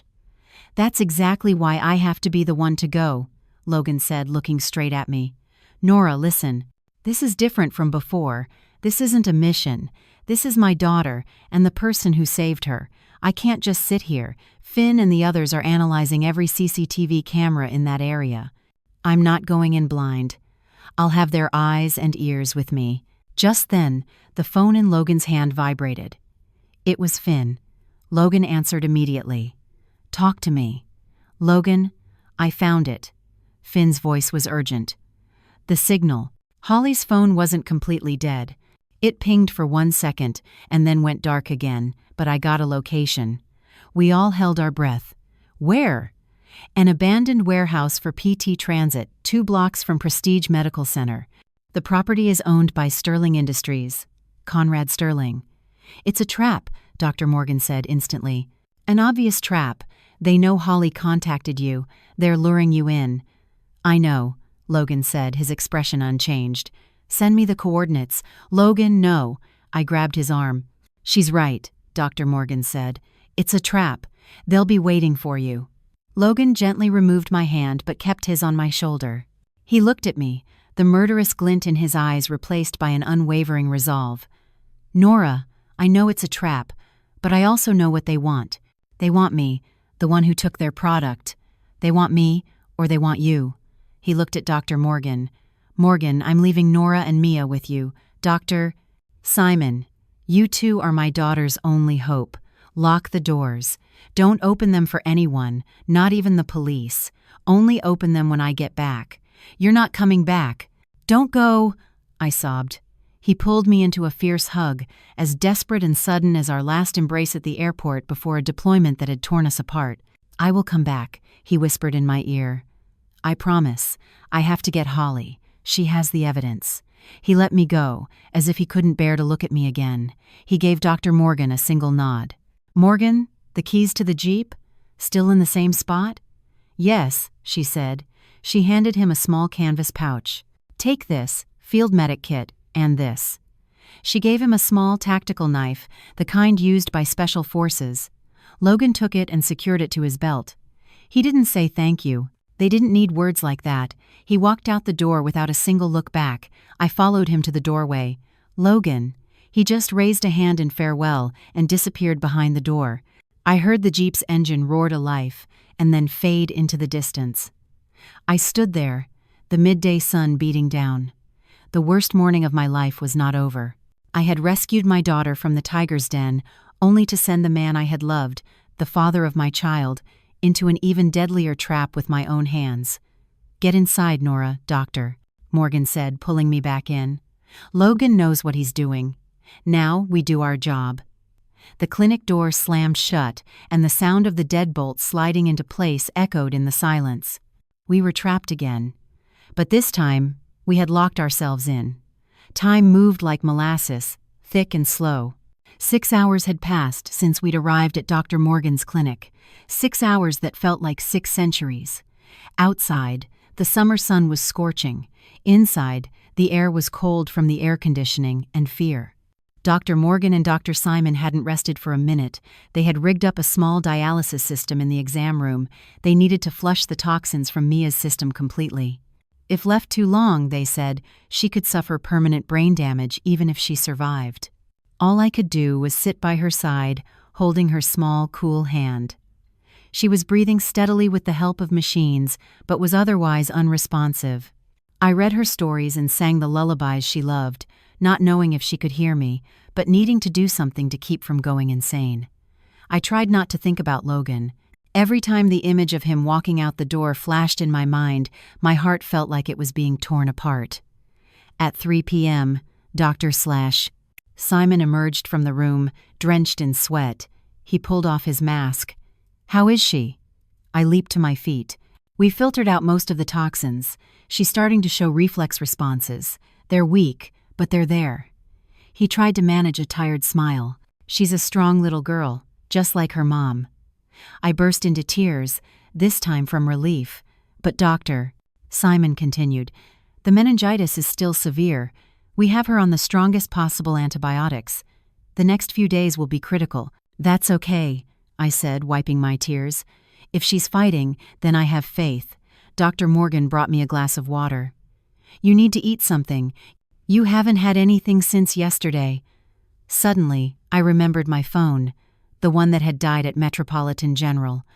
My phone, it should still be in my pocket. Dr. Morgan nodded. "I saw it. It's charging over on the reception desk." I rushed over. My old phone was sitting on the desk, its screen lit up. I unlocked it to a flood of spam texts and notifications. And one message from an unknown number. It had arrived an hour ago, at 2 p.m. The message read, "You two have hidden yourselves well." My heart pounded. A second later, another message came through. This one wasn't text. It was a picture. With a trembling hand, I opened it. It was a dark room, lit by a single, dim yellow bulb. And under it was Holly. She was tied to a steel chair. Her nurse's uniform was torn and stained with blood and dirt. Her face was swollen, and one of her eyes, it wasn't an eye anymore. It was a bloody, swollen, empty socket. They tortured her," I screamed, dropping the phone. Dr. Morgan and Dr. Simon came running. "Nora, what is it?" I couldn't speak. I just pointed at the phone on the floor. Dr. Simon picked it up and saw the photo. "Oh my God, ping. Another text. Dr. Simon opened it. This time, it was Logan. He was tied up too, slumped unconscious in a chair, his clothes torn, his face a mask of bruises. He had fought, but they had captured him. The trap had sprung. "No, Logan." I crawled over and grabbed the phone, and then it rang. The same unknown number. I looked at Dr. Morgan, my eyes pleading for help. She nodded, her face grim. "Answer it. Put it on speaker." With a shaking hand, I pressed the call button. "Hello?" "Hello, Nora," a man's voice said. It was low, calm, and educated, but it chilled me to the bone. "I trust you received my little gifts." "Who is this?" "I'm the man you shouldn't have crossed. This is Dr. Conrad Sterling, director of Prestige Medical Center." He sounded perfectly pleasant. "Your ex-husband is quite the specimen. It took 4 of my elite security men to take him down." "What do you want?" I screamed. "Let them go." "Oh, I'll let them go, doctor." Sterling chuckled softly. "But we'll need to make an exchange. You see, you have something that doesn't belong to you, a product for which a down payment has already been made." He paused. "Come now, Nora, let's not use such crude terms. We're both civilized people, aren't we? I'm offering you a choice. The life of that meddling little nurse and your heroic Special Forces husband in exchange for one of your daughter's kidneys." I was speechless. This afternoon at 5 p.m., Dr. Sterling's voice turned cold. "You have 2 hours. Bring the child to the back entrance of Prestige Medical Center. Come alone. If you call the police or bring anyone with you, you will receive 2 corpses. I'll start with the nurse. I'll mail you her other eye. Do you understand?" Click. He hung up. I collapsed onto the floor. 2 hours, 5 p.m. I looked at Dr. Morgan, at Dr. Simon. They had heard everything. I looked toward the exam room where my daughter lay, the daughter they had just pulled back from the brink of death. Those monsters. They wanted me to deliver my own child to the operating table. I was huddled on the cold tile floor, 2 hours. A choice between my daughter's life and the lives of Logan and Holly. Dr. Live courting Seventation. Sterling's call was over, but his calm, cruel voice still echoed in my ears. He was right. He had backed me into a corner. "We have to call the police," Dr. Simon said, almost shouting. He was running his hands through his hair. "We can't do what they say. We have to call the police now. They have guns. It won't work." Dr. Morgan's voice was like ice. She wasn't panicking or trembling. She was staring at a blank wall, but I knew her mind was racing at 1,000 miles an hour. "And which police would you trust?" she asked, looking directly at Dr. Simon. "Have you forgotten Detective Ross? He's with the Department of Health. If a man like that is waving a gun around in a public hospital garage, what do you think a couple of local beat cops can do? Calling them would be like telling Dr. Sterling we won't cooperate, and then Holly and Logan will die instantly." Her words were a splash of cold water on Dr. Simon's panic. He fell silent. I looked up, my tears gone. "Then what do we do? I can't take Mia. I can't just hand her over." My voice was choked. "The child can't be moved," Dr. Simon said, his voice trembling. "She just turned a corner. Taking her out now would be a death sentence, let alone turning her over to them. We were in a perfect, inescapable trap. If I handed Mia over, she would die. If I protected her, Logan and Holly would die." Silence. Then Dr. Morgan spoke. Her voice was no longer that of a small-town doctor. It was hard as steel, laced with danger. 3 years ago," she said softly, looking at something far away, "my brother, James, was 15. He went to a different private hospital part of the same network, I'm sure, for a simple appendicitis. They told my parents he died from anaphylactic shock due to the anesthesia. A 1 in a million case." She clenched her fist. "I was deployed overseas at the time. By the time I got back, they had already pressured my family into having him cremated. To prevent infection, they said." She let out a bitter, terrifying laugh. "I never believed it. I gave up my military career, came home, and poured my life savings into opening this clinic. I'm a former Army surgeon. I opened this clinic to wait, for a clue, an opportunity for the day they finally slipped up." She came over to me, knelt down, and looked me straight in the eye. "Dr. Sterling thinks he's cornered one desperate mother. He's wrong." She growled, "He's cornered two, and one of them is a soldier." A thin, desperate flicker of hope ignited inside me. "Do you have a plan?" "There's no time. We have less than 2 hours." Dr. Morgan shot up and began pacing. "He wants the product. Fine.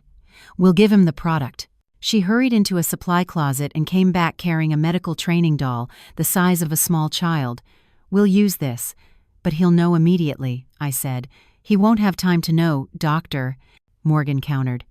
"Listen, Dr. Sterling told you to come to the back entrance. That's the decoy. He wouldn't exchange valuable hostages like Logan and Holly in such an unsecured location. He's going to take you inside." "To where?" "The place Holly mentioned. The secret operating room in the basement. That's his lair. He'll take you somewhere he has complete control before he checks the goods." She pulled a small pouch from a medicine cabinet. Inside was a tiny, button-sized device. "This is a tracker and a listening device. We'll be able to hear everything and see wherever you go." She didn't put it on a necklace. She skillfully sewed it into the inside of my bra. "This is the safest place, somewhere they'll never check." "But it's just us, Doctor," Simon stammered. "How can we take them on?" Dr. Morgan picked up her own phone. It wasn't a normal smartphone, but an old, rugged satellite phone. "You think Logan's network is just one cyber guy at the agency?" She smirked. "Logan sent all of Finn's evidence to his direct commanding officer, a colonel. The colonel is furious that one of his men has been captured, but he can't storm a private hospital without just cause. We are going to give him that cause." She dialed a long number. While she waited, she said, "My old unit, my old teammates, they're all veterans now. They owe me, and they hate people who mess with kids and fellow soldiers." The call connected. "Colonel Stone, this is Morgan," she said concisely. Her voice had completely changed. "Sterling. Hostages. My teammate Logan. Witness Holly. Location, Prestige Medical Center, basement level 2. Operation start time, 1,700 hours today. Wait for my signal. I need external containment from your Special Activities Unit, and request emergency medical teams on standby. She listened for a moment, then nodded. Understood. I will be the bait, and will initiate entry. I'll activate the signal as soon as I'm inside. She hung up and looked at me. No, I said, I'll be the bait. Dr. Morgan stared at me in surprise. They told me to come alone. They know my face, but they don't know yours. If you go, they'll be suspicious immediately. My voice was shaking, but I didn't back down. And it's my husband, and the people who saved my daughter. I have to be the one. Dr. Morgan looked at me for a long time. She saw the desperation in my eyes, but also the steely resolve. She nodded. All right, if you're going to be the hero, you have to act the part. Can you play a terrified mother, on the verge of a breakdown, ready to give up everything? I looked into the exam room. Mia was still breathing steadily. For her, and for Logan, I can. Good. Dr. Morgan unpinned the tracker from her own clothes and attached it to mine. Change of plans. You go in. Me and my team will be right behind you as internal support. The colonel's unit will surround the building and move in on my signal. Dr. Simon. Yes, ma'am. Doctor. Simon stood at attention like a soldier. Your mission is the most important. You stay here and lock this door. If you hear gunshots, if the sky falls, you do not leave Mia's side. You save her. Understood? Understood. We had less than an hour. Dr. Morgan began wrapping the doll in the same blanket I had used for Mia. She added a few warm water bottles to simulate body heat. 4:40 p.m. Everything was ready. I stood in front of a mirror. My hair was a mess, my face gaunt and pale. I didn't need to act. I was a desperate mother. Dr. Morgan placed the disguised doll in my arms. Good luck, Nora, she said. I'll see you on the inside. I took a deep breath and opened the clinic door. The slanted afternoon sun was blinding. Cradling my daughter, I walked back out into the world, toward the tiger's den. Give it to me, doctor, Sterling snarled. His rough hand snatched the blanketed bundle from my arms. The force was so strong I stumbled and fell to the cold metal floor. I looked up, my heart seizing. I watched as he casually unwrapped the blanket. He was anticipating the moment he would see his perfect product. But what met his eyes was the lifeless plastic face of a medical doll and several now lukewarm water bottles. Conrad Sterling's intelligent smile froze on his face. For a moment, it felt like all the air had been sucked out of the operating room. His expression shifted from triumphant to stunned, and then to a silent, terrifying rage that was far more frightening than any scream. You, he whispered, in a voice I would never forget. You dare to trick me? He threw the doll to the ground, where it crashed against a metal instrument cart with a sharp clang. Asterisk, Morgan, he knows. Asterisk, I screamed internally, knowing it was useless. Asterisk, he figured it out. Asterisk, asterisk, activate signal. Colonel, move in. We're breaching the door. Nora, stall him, whatever it takes. Asterisk, doctor. Morgan's voice was instantly in my ear, urgent but firm. Before I could even react, Dr. Sterling lunged at me. There was a sickening smack times, and my head snapped to the side. He hadn't used his palm, but the back of his hand, striking my cheek. The force sent me flying backward, my head cracking against the corner of the operating table. My ears rang, and the salty, metallic taste of blood filled my mouth. I staggered to my feet, dizzy. You think you're so clever, don't you? Dr. Sterling growled. His intellectual mask was gone, revealing the true demon beneath. Who the hell do you think you are to mock me? He didn't hit me again. He became frighteningly calm, brushing off his expensive suit as if he'd touched something dirty. You disappoint me, Nora. I offered you a very civilized deal. I thought you were smarter than this. He stepped back and pulled a small remote from his pocket. Did you really think I wouldn't have a contingency plan for people like you who like to play hero? He pressed a button. A section of the white wall at the far end of the operating room, which I had assumed was just a wall, slid sideways with a low hum. It revealed a smaller, darker, danker room behind it. The same 2 security guards who had chased me in the hospital hallway dragged 2 figures out and threw them onto the operating room floor like sacks of torn cloth. "Logan! Holly!" I screamed, scrambling toward them. Logan was slumped forward, motionless, tied tightly to a chair. His face was caked with dried blood and bruises. He had fought, but it looked like they had drugged him. He was unconscious, just as he had been in the photo. Next to him was Holly. My heart shattered. The young nurse with the big, kind eyes who had saved me was barely recognizable. She was bound and collapsed on the floor, her uniform in tatters, her face exactly as it had been in the photo, one eye, a swollen, bloody mess. But she was alive. I could see the faint rise and fall of her chest. "See my hostages?"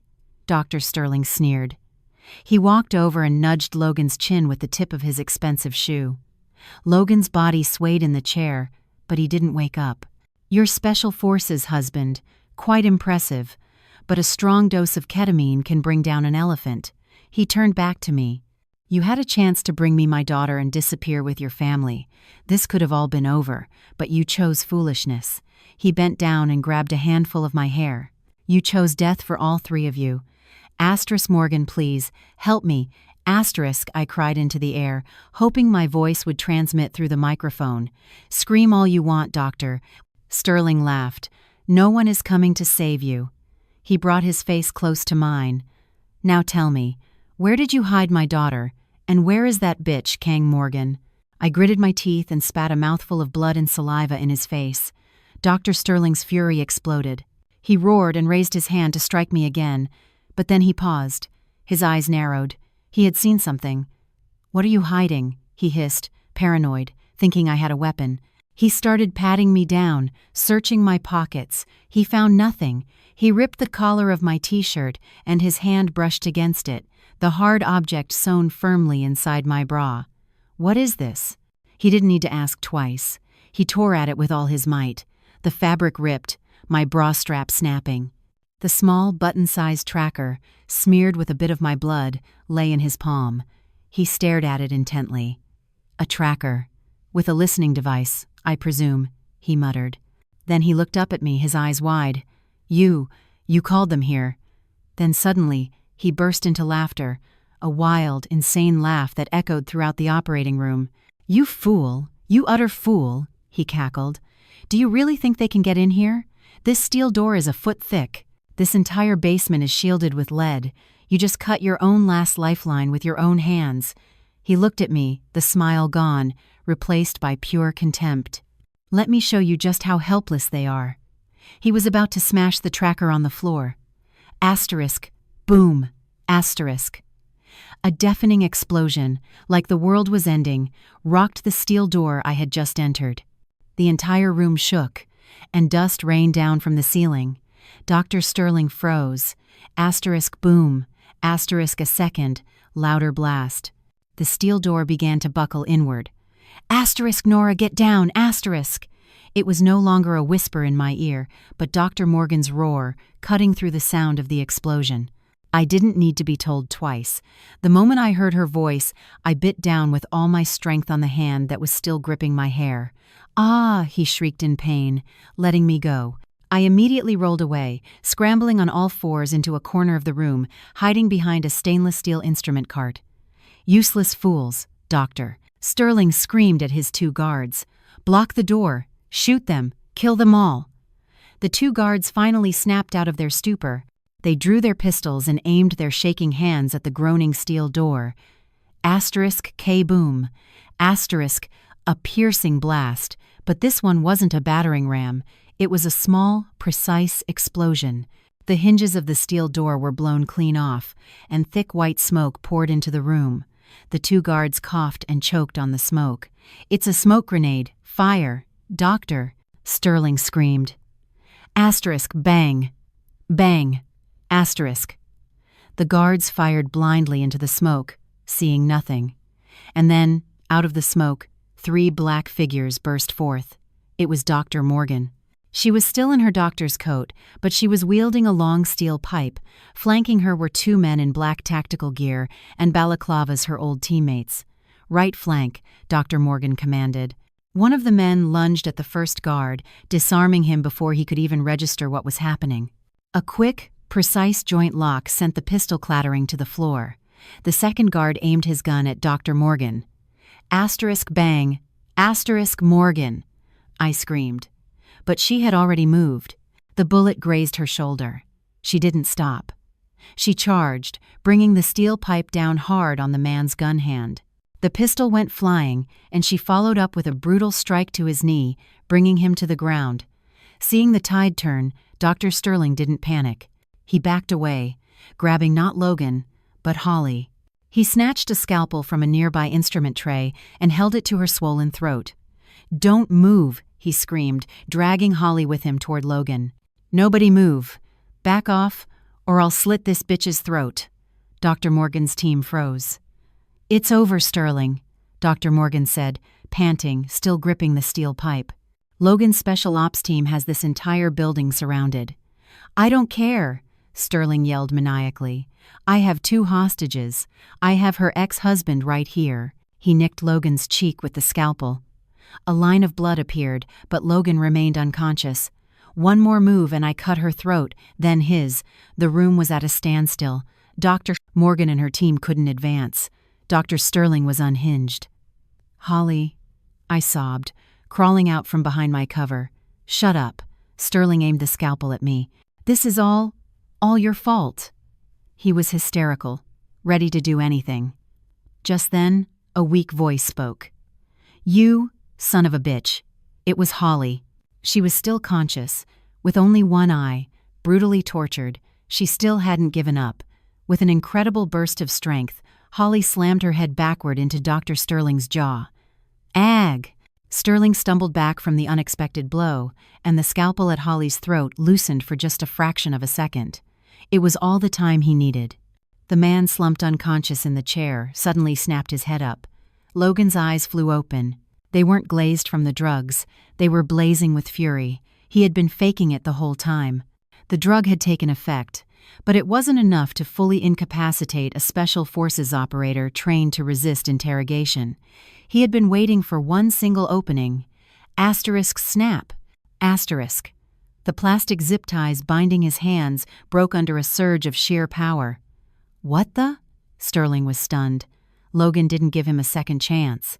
He kicked the chair he was sitting on, sending it toppling toward Sterling. His body in the chair crashed into Sterling. The scalpel flew from his hand, and Holly collapsed to the floor. Sterling lost his balance and fell over Logan, scrambling to get the scalpel. Logan, still partially bound to the chair by his feet, was faster. He snatched the pistol from one of the downed guards nearby. Sterling got the scalpel. He spun around and lunged at me. "I'll kill you." "Nora!" Logan roared. Asterisk bang! Asterisk. A single gunshot, dry and final, echoed in the room. Dr. Sterling froze. He looked down at his arm, the one holding the scalpel. There was a hole in it, blood gushing out. He dropped the scalpel. He looked at Logan, who was now aiming the pistol at him, his face a mask of cold fury. "It's over, Sterling," Logan said, his voice a hoarse rasp. At that moment, heavily armed SWAT officers in full tactical gear poured through the destroyed doorway. "Drop your weapons! Everybody, hands up!" They swarmed Dr. Sterling, who was clutching his arm and moaning, and the 2 guards who were already subdued by Dr. Morgan's team. It was all over. I collapsed onto the floor. Still bound to the broken chair, Logan looked at me. He didn't smile. He just looked. I ran to him. I threw my arms around him, around the chair, and I wept like I had never wept before. "You came back," I sobbed. "You came back." He couldn't hug me back, but he rested his head on my shoulder. "I came back, Nora. I came back. Mia is safe. She's with Morgan's brother." "Holly? What about Holly?" he asked, a sudden urgency in his voice. We looked over. "Doctor." Morgan was already at Holly's side, carefully examining her injuries. "She's breathing. Pulse is weak, but she's breathing," Dr. Morgan shouted. "Medic, we have a critical patient in here." The only sounds in the operating room now were the pained groans of Dr. Withquosthens. Sterling, the clicking of handcuffs, and my own sobbing, still clinging to Logan in his broken chair. I wasn't crying from fear anymore, but from a relief so overwhelming my body couldn't contain it. "I came back, Nora. I came back," Logan kept repeating, his voice hoarse. He rested his chin on my tangled hair. "Drop your weapons and cuff them all." The voice of the SWAT commander, the man I presumed was Colonel Stone, boomed through the room. Army medics who had come in with the SWAT team immediately swarmed the room. They were different from the city. Paramedics fast, efficient, and all business. "Hostages first," commanded Dr. Morgan, clutching her bleeding shoulder.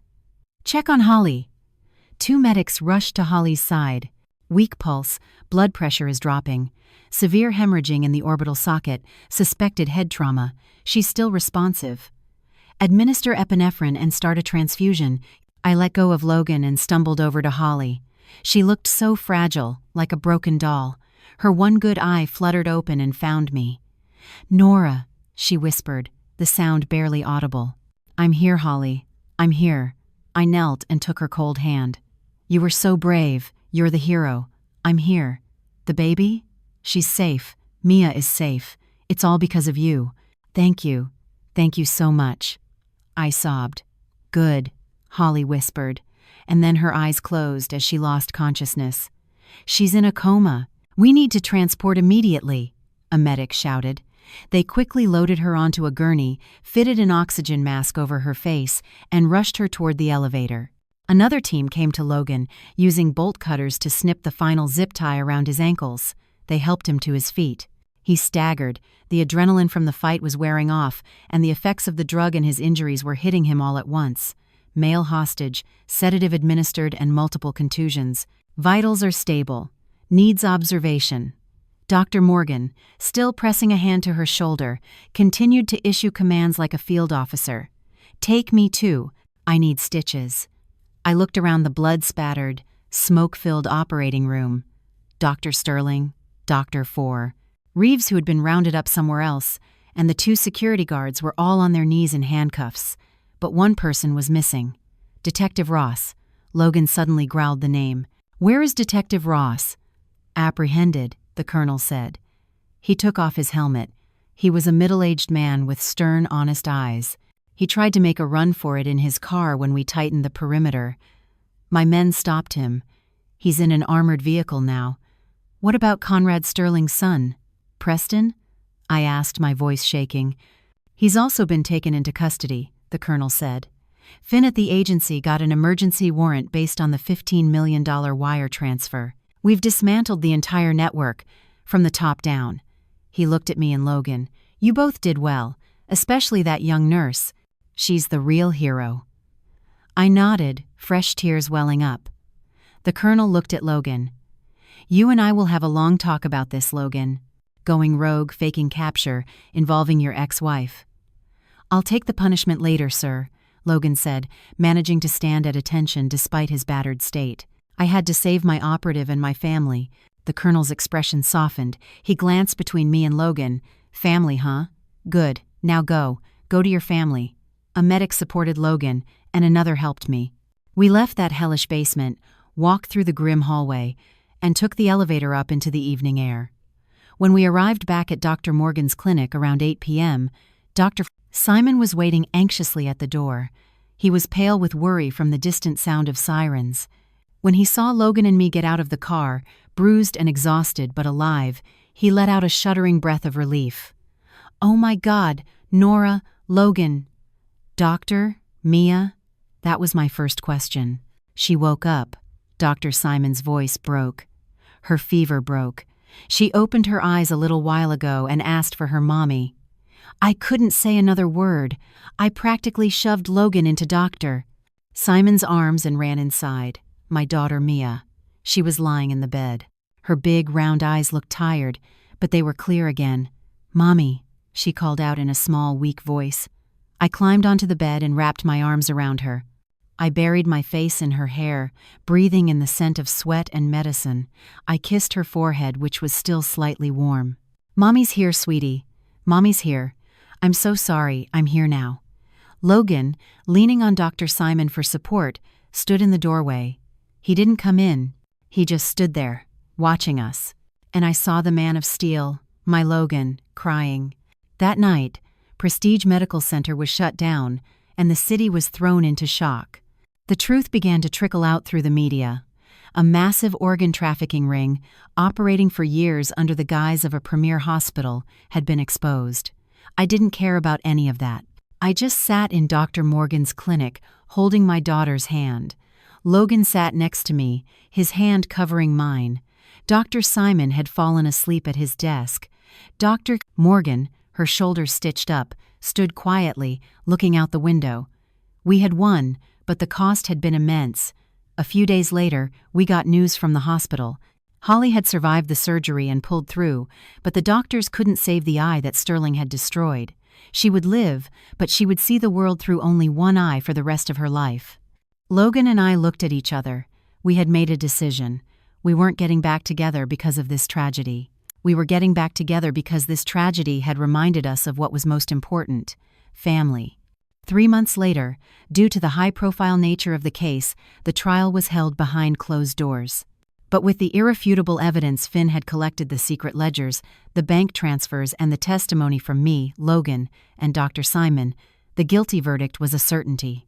My daughter, Mia, made a miraculous physical recovery. The meningitis was gone, the toxins flushed from her system. But emotionally, she was a different child. She didn't smile anymore. She woke up screaming from night terrors. She was afraid of the color white, of the smell of antiseptic. The sight of any stranger in a white coat would send her shrieking and hiding under a table. A child psychologist called it post-traumatic stress disorder.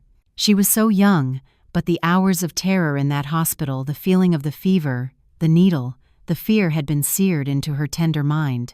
I quit my job to devote all my time to her. Logan took an extended leave of absence.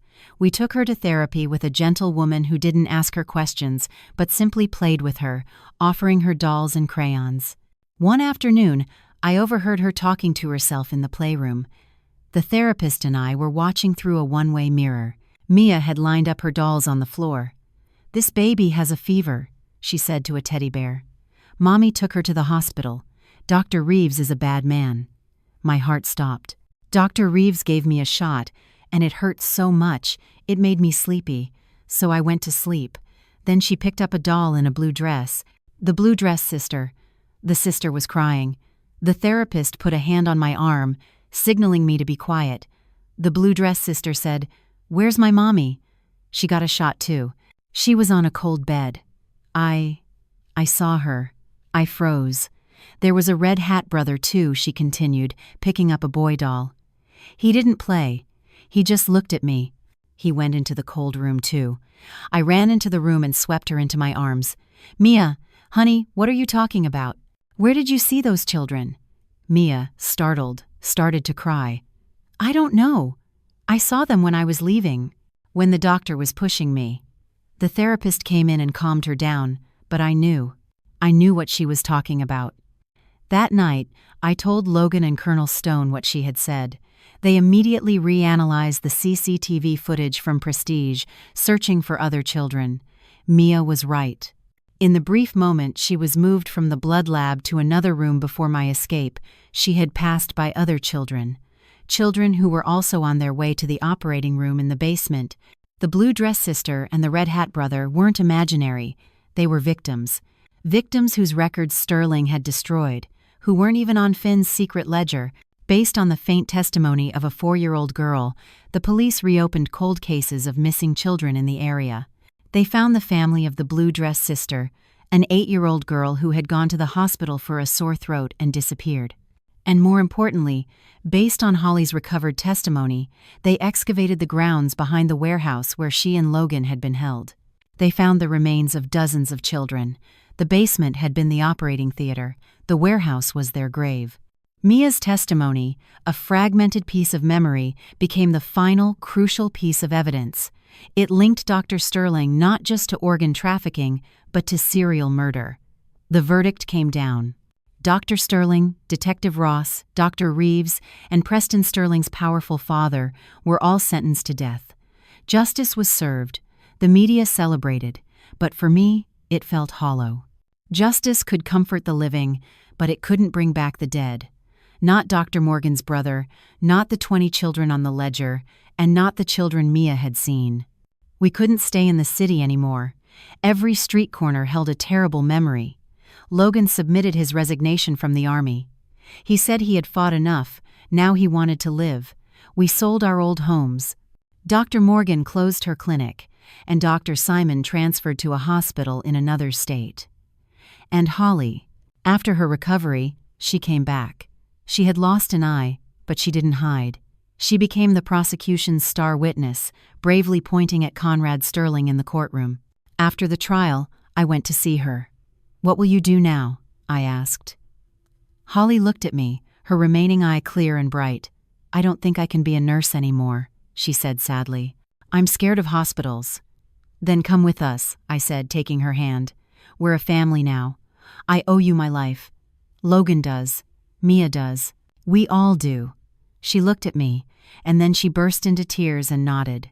We moved to a town on the coast, a small, peaceful place where no one knew our story. We bought a little house with a view of the ocean. Our new life began slowly, full of scars. Logan used his skills to start a security consulting firm for families, vowing that no child would ever be taken like Mia was. Dr. Morgan and her brother Finn, who moved to be with her, opened a small, free pediatric clinic for low-income families. Holly, the heroic nurse, found a new path. She re-enrolled in college to study psychology. She wanted to use her own pain to help heal other children who had been hurt like Mia. And I started working for a children's charity, helping single parents and families in need, just like I once was. Surrounded by this strange, sprawling family, Mia slowly healed. She started to laugh again. She loved to run barefoot on the sand. She called Holly, Auntie Holly. 1 year later, on a crisp autumn morning with the waves gently rolling in, I sat on our front porch, watching Logan and a now 5-year-old Mia build a sandcastle. Holly was sitting next to me, reading a psychology textbook. I felt a gentle flutter in my stomach. I smiled and placed a hand on my belly. "It's a boy," I told Holly. She smiled back, her one eye shining with happiness. Logan and Mia came running up. Logan hugged me from behind, and Mia pressed her ear to my stomach. "The baby kicked," she giggled. We stood there, the 4 of us. No, the 5 of us. And all the souls we carried with us. A family of broken pieces, stitched back together. The darkness never completely went away. It lived in the scar where Holly's eye used to be, in Logan's nightmares, and in Mia's lingering fear of the color white. But we were no longer afraid. Because we knew that as long as we were together, we would always be able to find the light.